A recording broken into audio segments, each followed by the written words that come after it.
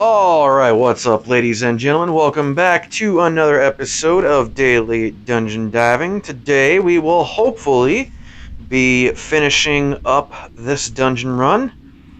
I did go back and get a whole bunch of stuff. As you can see, I've got Carthils and stuff now.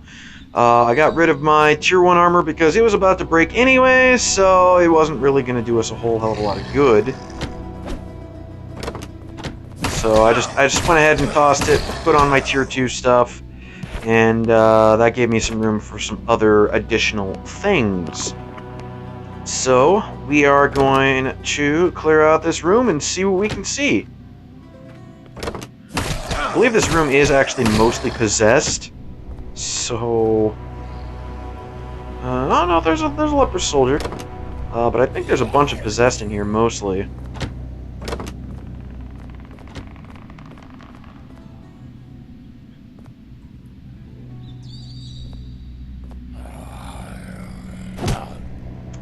And actually, I guess I can talk about this real quick while I'm kiting this guy, or potentially the other guys as well.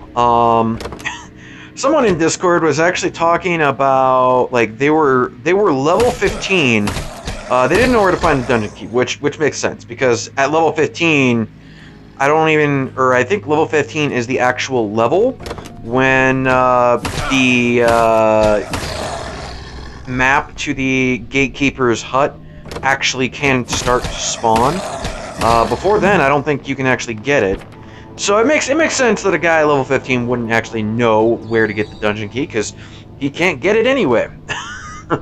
Or at least he wouldn't have been able to before then. So we were talking a little bit, and he was basically saying, you know, I've got plenty of weapons. I'm ready for the dungeon and whatnot. And I'm like, this guy clearly doesn't know what the dungeon entails. He doesn't understand. Yeah, he's never been in there, obviously, but apparently he's never looked up any of the videos that I and other people have done regarding the dungeon. And we kind of started talking about it, and, you know, I said, you have quote-unquote plenty of weapons. Sure. You have no idea the madness that is doing a dungeon run. And he really didn't. He really had no idea. Ooh, one of those guys is a Desecrator. And I just aggroed him. Lovely. Okay, well, we are gonna switch out armor. And weapons. Now, unfortunately, with a bastard sword, we are not going to be able to get 2 hits for every one of his.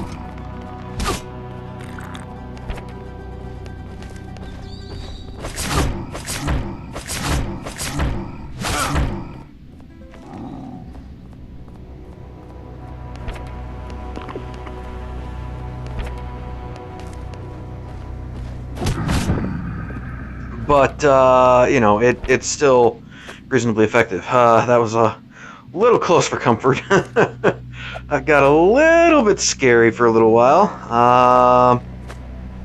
Yeah, we kind of talked about it a little, and I was like, you know, what would actually really be, like, the actual, like, level that people should start doing dungeon runs, potentially? And I thought about that a little, and honestly, I don't know if there really is an exact minimum level per se, but honestly, I wouldn't even think about doing it until level 55 or after. And there's a couple of reasons why I say that. The main reason is you have to have a good supply of weapons and armor and food in order to do the dungeon. Those are just essentials. You have to have them. If you don't have them, you can't do the dungeon. Not effectively, anyway. And you certainly won't be doing it day in and day out. You have to have a good supply of those things. And I'm sure a lot of new players, they go in and they do their attacked caravan event, and they think, oh well, I'm set for weapons. I've got all kinds of weapons now. Not realizing that one attacked caravan event isn't even enough weapons to actually do a single dungeon run.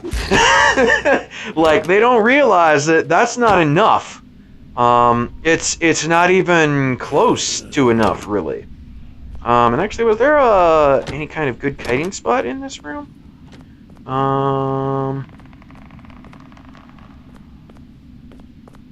Not really.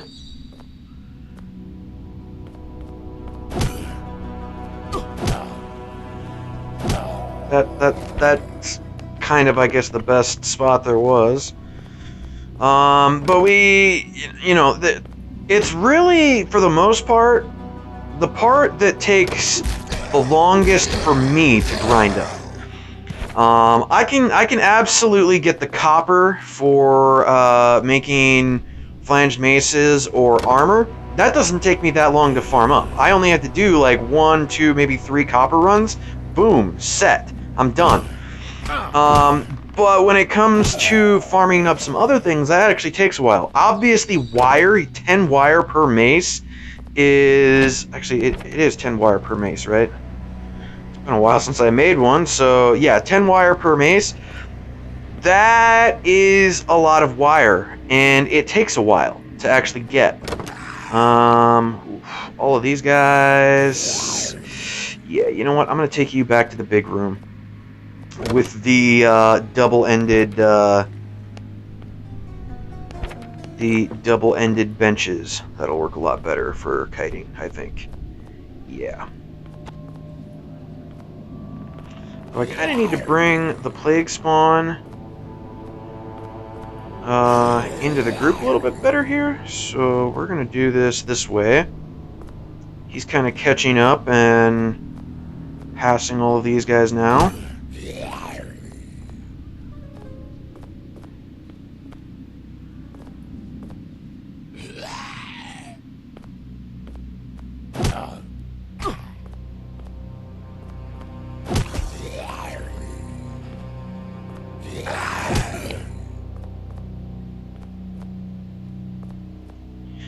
But yeah, we were kind of talking about that, and I'm like, you know, the bare minimum of things, like, you need probably, if you're not going to use the cart fill strategy, or if you're not skilled enough to do the cart fill strategy, you know, it's going to require probably, I got stuck on something there, probably going to require like 4 to 7 30-plus weapons, and one-handed swords really don't do very well in the dungeon.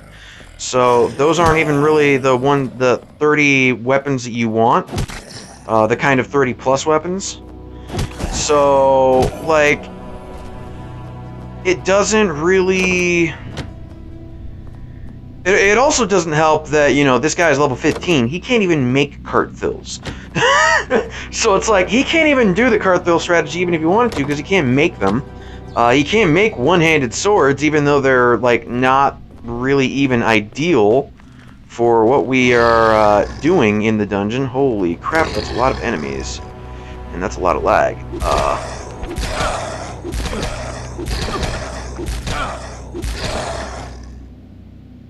Wow, that was, my goodness. Holy crap, that was a little ridiculous. Okay. But yeah, we were talking about, and it's like, you're going to need 4 to 7 30-plus weapons, and you're probably going to need 2 or 3 different, like, 50-plus weapons, if you're going to do it without cart fills. Which, I mean, granted, that'll be a faster way to do the dungeon, at least. It's not really efficient, but it's a faster way to do it. Oh, and there is a Forsaken. So... let me bring you down this way. I will attempt to kite you around this.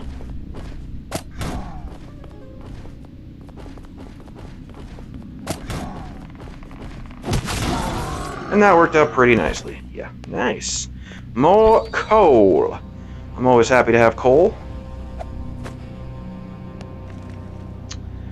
I do need to use this one-handed, or this mace up, so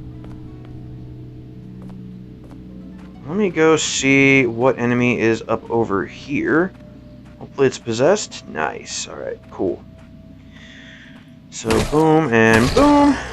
And actually, yeah, if I can get a sneak attack, which I can't in this case, but if I could... Oh, that's a desecrator. Well, that changes things.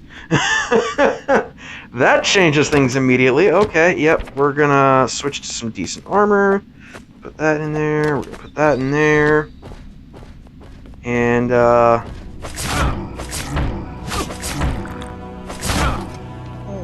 my armor broke. And my scimitar broke as well. That is most unfortunate. Let me see here. Put that on. Guess I'll use that. I don't want to use the halberd. I'm just not going to do that.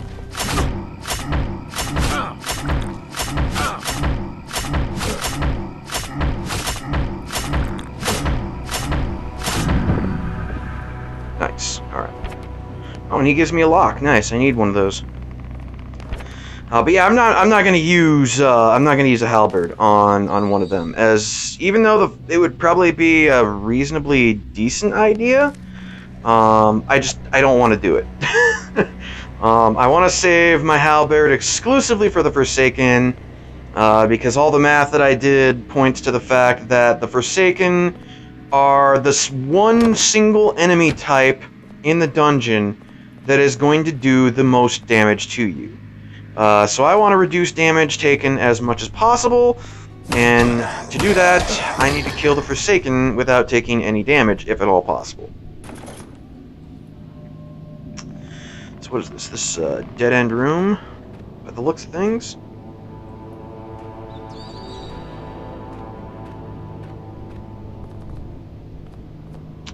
Alright, we will bring the Plague Spawn out here.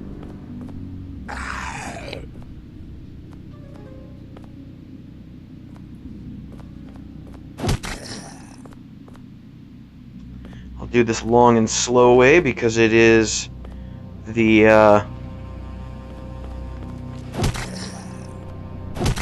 best way to make sure I don't take damage from them, because they are pretty nasty, you know? They got the plague. You should avoid them like the plague, because the plague is not good.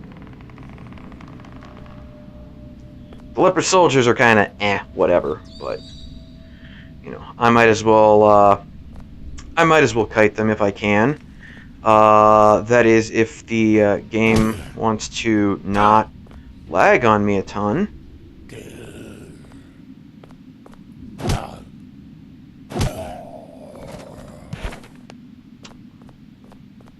Kind of getting the feeling that the game wants to lag a lot. The Plague Spawn. Alright, we will take him on over to the kiting spot.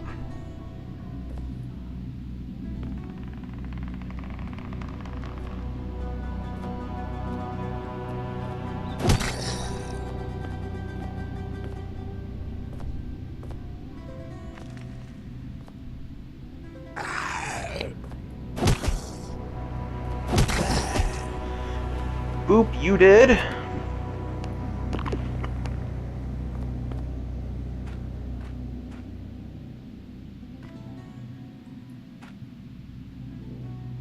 Another Plague Spawn. Alright, alright, alright.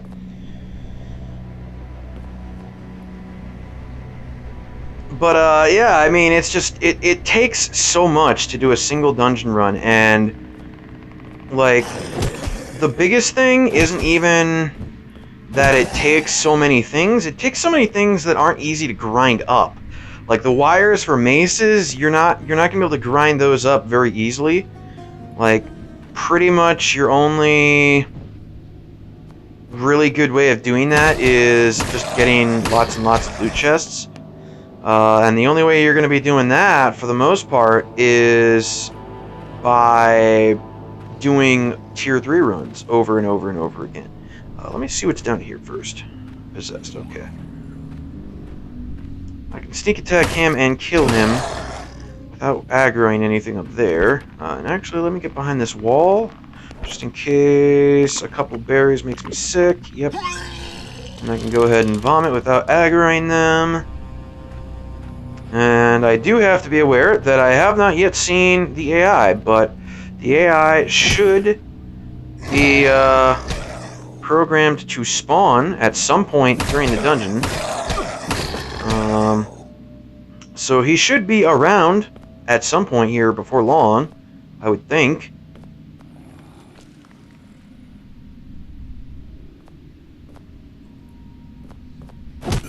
Again, this is only the second dungeon run that I've done since the 1.2.1 update, when they added AIs into the dungeon.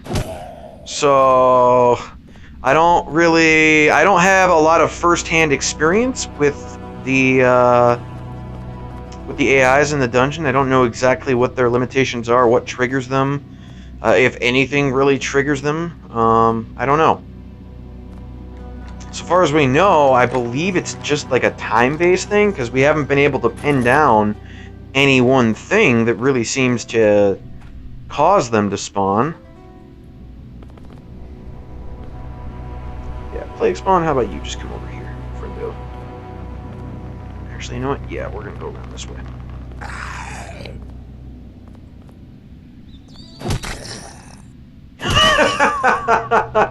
Okay. That works. I don't mind.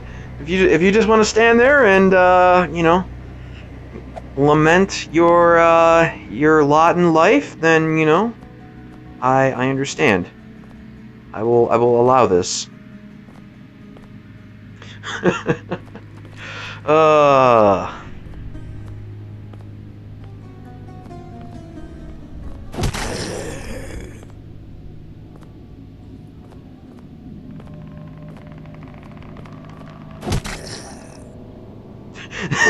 They're just for some reason they just stand there and accept their fate, I guess. I honestly don't know what that is. I don't know what that's about. Anywho, let's see what we can see up here. Yeah, it's possessed. I can probably sneak attack him? Yeah. Now the problem is I don't think I'll be able to sneak attack this. Nah, and it's a Forsaken. Lovely. So I'm gonna take this friendo back to the big room. It's just a lot easier to kite him with the double benches that are over here. And I shouldn't need any healing, because I shouldn't get hit.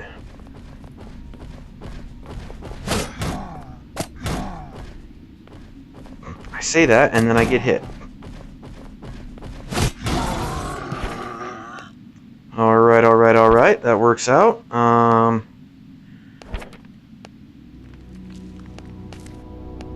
the greatest way to work out, but, you know, it works out.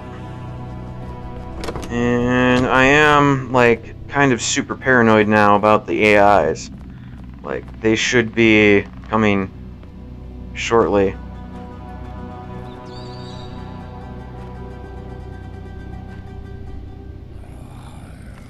Okay, this guy's just a leper soldier. He ain't no big thing.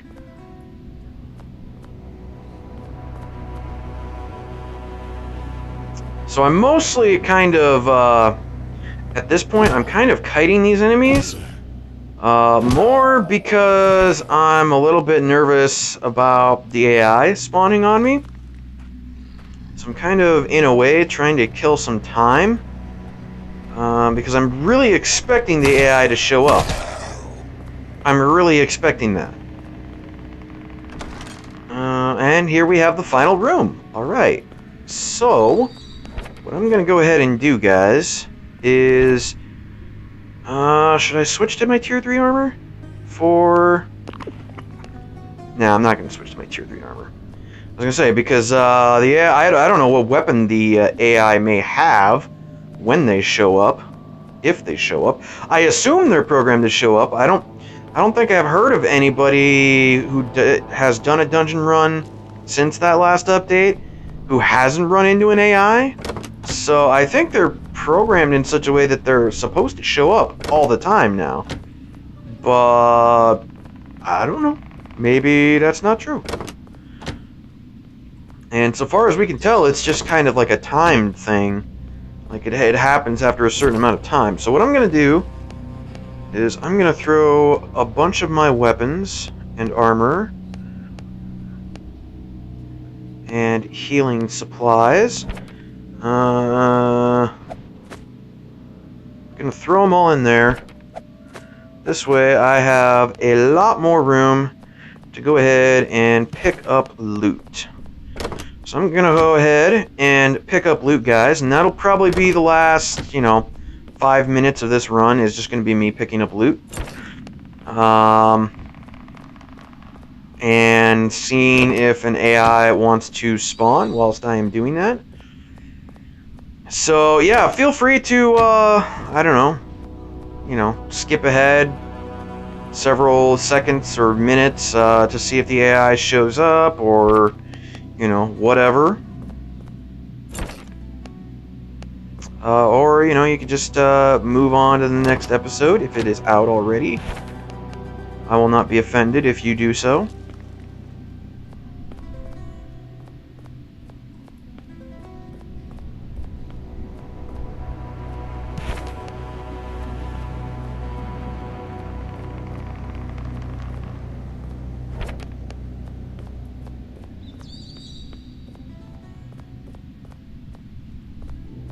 Oh! There was an entire room of enemies back here that I never dealt with. I completely forgot about them. Well, do I have a Carthel on me? I do, okay. I could deal with them. We could do that, yes. Alright, well, I guess I'll do that then. There shouldn't be any Forsaken or Desecrators in there, because it's not the correct path. So, in theory, there shouldn't be anything really bad to deal with here. There is a leper soldier who spotted me, but that's fine. I'll just drag him out here. No big deal. Is there? Yes, there's a double bench right here. Sweet. This works out perfectly for kiting.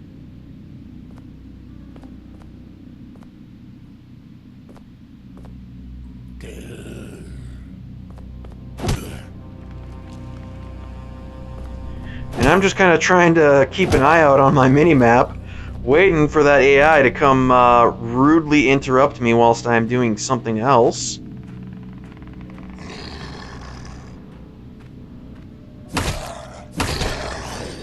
Ooh, double plague spawn. That's going to be a little dicey. Yeah.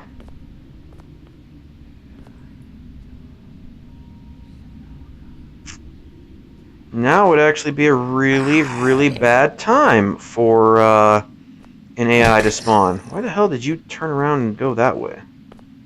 You big dum-dum.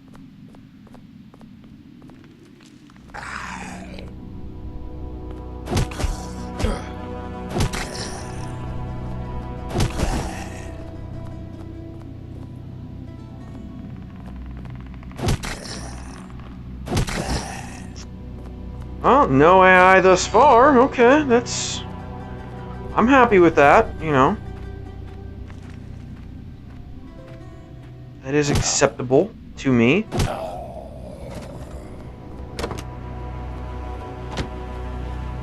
Okay, and that's just a dead-end room. Okay. I'm fine with that. 100% fine with that. Okay, so I've checked out those rooms. So I want to head back here, and I believe this was the main... the first chest along the main path, if I'm not mistaken. So I will go ahead and stuff things in there. Was there a chest back here? There was. Did I grab everything from it, though? I did not. Okay. Oakley dokley.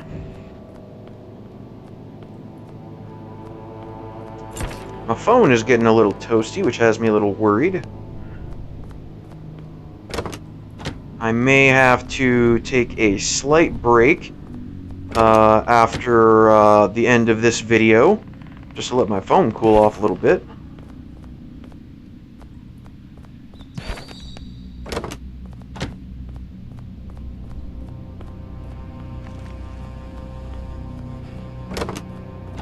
And no chests up there, alright.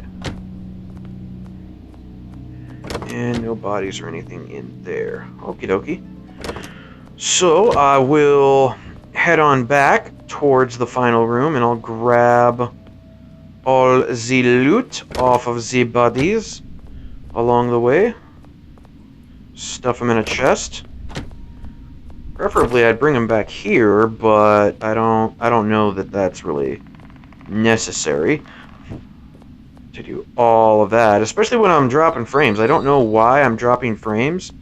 Like I am and this isn't the recording. It's the game itself is just like I don't know what's up with it. I don't know what the actual frame rate of the game is. I don't know if it's like normally supposed to run at 30 frames a second or if it's supposed to run at 60 frames a second. Either way, I'm not anywhere close to either one of those right now. I am not even remotely close to 30 or 60 frames. Well, I'm not even remotely in the zip code of 60 frames a second. I can tell you that right now. But yeah, I'm not even really that close to 30 frames a second, to be perfectly honest. The way I'm kind of jerking around right now, I'll go ahead and take this stuff at least. Like right now, I'd say I'm probably closer to like maybe 18 frames a second. It's pretty not good, and I think I grabbed everything in this chest, but I might as well double check. Yes, alright.